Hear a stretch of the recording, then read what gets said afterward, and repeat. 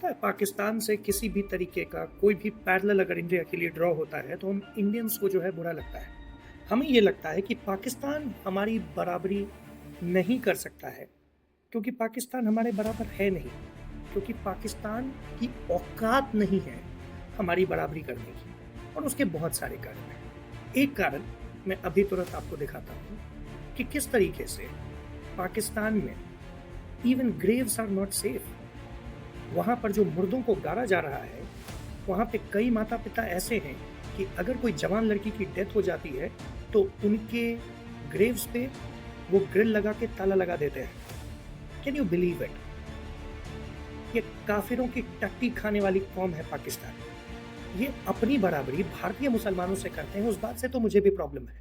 मुझे इस बात से तो डेफिनेटली प्रॉब्लम है कि वो अपने आप को, वो सुअर के गिरे हुए प्रजाति को, अपने आप को हमारे साथ तौलते हैं। और यही जो है पाकिस्तान बहुत बड़ी गलती करता है और उसका खामियाजा इस बार पाकिस्तान को उसकी औकात दिखाते हुए दे दी गई है ऑपरेशन सिंदूर के द्वारा।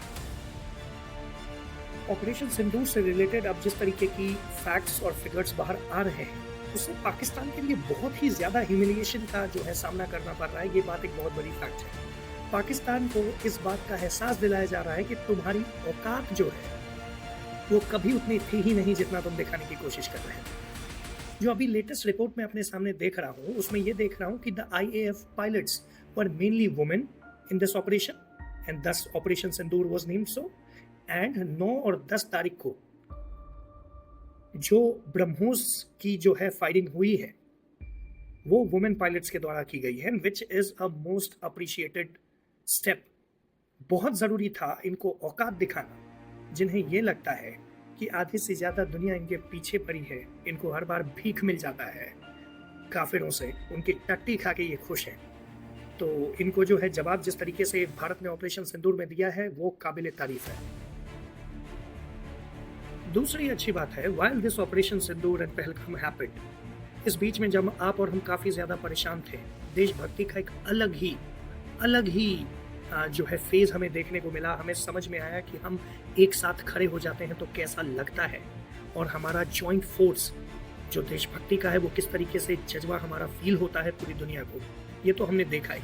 लेकिन इसी बीच में जो एक बहुत इंपॉर्टेंट स्टेप जो लिया जा रहा था, जो पहले से चला आ रहा था नक्सल ऑपरेशंस के खिलाफ, उनमें भी काफी ज्यादा सफलता हमारे फोर्सेस ने हासिल किया और काफी ज्यादा हद तक नक्सल्स को खत्म करने में जो है आगे बढ़े हैं। कई ऑपरेशंस में इस बीच में कभी 40, कभी 30, कभी 29 नक्सल्स मारे गए हैं without any casualty from our side. ये एक दूसरी बहुत चीज है जिसकी तरफ जो है हमारा देश बढ़ रहा है, क्योंकि देखो इंटरनल सिक्योरिटी हमेशा से हमारे लिए प्रॉब्लम रही है, और इंटरनल सिक्योरिटी के अगर प्रॉब्लम को हम काफी हद तक अगर सॉल्व कर लेते हैं तो उससे ज्यादा फायदा और कहीं नहीं हो सकता है। बाहर से तो हम फिर भी सही से निपट लेंगे, लेकिन जो अंदर के दुश्मन है उनको निपटना, 2.5 फ्रंट में जो 0.5 फ्रंट है उनसे निपटना, बहुत हद तक उनका सफाया कर देना एक बहुत बड़ी जीत होगी हमारे देश के लिए। वॉर का एक बहुत इंपॉर्टेंट पार्ट होता है इंफॉर्मेशन वॉरफेयर। आपने देखा होगा कि इस बार जब इंडिया पाकिस्तान का ये 4 दिन का जो चला और पहलगाम के बाद जो हमारा गैप रहा है, उस वक्त में काफ़ी ज़्यादा व्हाट्सएप पर एक्टिव था, काफ़ी ज़्यादा फेसबुक पर एक्टिव था, जिसमें बहुत सारी इन्फॉर्मेशन मैंने भी साझा की, जहाँ से भी डिफरेंट इंटेलिजेंस मुझे प्राप्त हो रही थी वो जो है आप लोगों के साथ शेयर की मैंने। वॉर का जो ये लेग है जिसमें इंफॉर्मेशन वॉरफेयर और इंफॉर्मेशन प्रोपेगेंडा किया जाता है, इससे भी बहुत हद तक मानसिक तरीके से आपको हराने या आपके जीत में ये साथ देता है। आपको और हमें समझना पड़ेगा कि ये प्रोपेगेंडा वाली जो गेम है ये बहुत पुरानी है। इसका जिक्र हमारे महाभारत में भी है, जिसमें जब भीड़ में कोई चिल्लाता है कि अश्वत्थामा मारा गया, तो वहां पर उसका एक्चुअली मतलब था अश्वत्थामा वो हाथी, लेकिन जो अश्वत्थामा के पिता थे उन्हें लगा कि उनका बेटा अश्वत्थामा मार गया है, और he went into a phase of shock and then and there he was killed. So information warfare becomes very important when it comes to war, and that is the reason Pakistan बेशक हर बार हमसे मार खाता है, हर बार हम मार के उसका सुअर बना देते हैं, लेकिन बार बार वो अपने देश में किताबों के द्वारा, इंफॉर्मेशन के द्वारा, सोशल मीडिया के द्वारा बस और बस एक ही चीज़ दिखाने की कोशिश करता है कि वो जीत रहा था, वो जीत रहा है। जैसे अभी अपने आसिम मुनीर को, जिसका सर आज भी हमें चाहिए, जिसके कारण पहलगाम और पुलवामा हुआ है, उसका बदला अभी तक बाकी है, पूरा होगा, ये मेरा विश्वास है अपने सेनाओं पर, अपने अननोन गनमैन पर।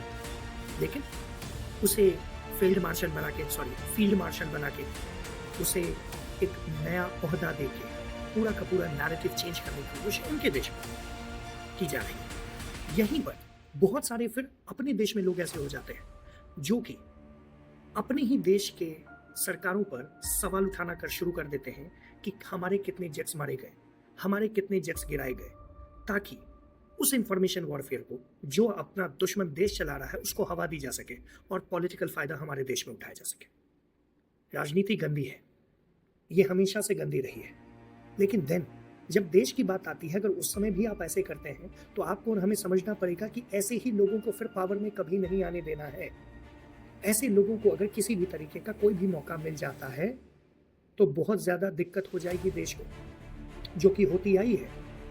126 लोगों की निर्मम हत्या कर दी गई थी 26/11 अटैक्स में, और हमारे सरकार का प्रेरोगेटिव ये था कि no response is the best response, और यही गलती हर बार की गई है। इस बार 26 लोगों की जान लेने के बदले में जब हमने 100 से भी ऊपर पाकिस्तानी टेररिस्ट्स और 50-60 से भी ऊपर इन पाकिस्तानी आर्मी वालों को मारा, तो फिर उन्हें फिर अंदाजा लगा कि उनकी औकात क्या है। मैं दोबारा कहता हूं, काफिरों की टट्टी खा के ये देश पल रहा है, और उसके बाद ये हमें आंख दिखाने की कोशिश करता है, तो इसकी आंख तो नोची ही जानी चाहिए। जय हिंद।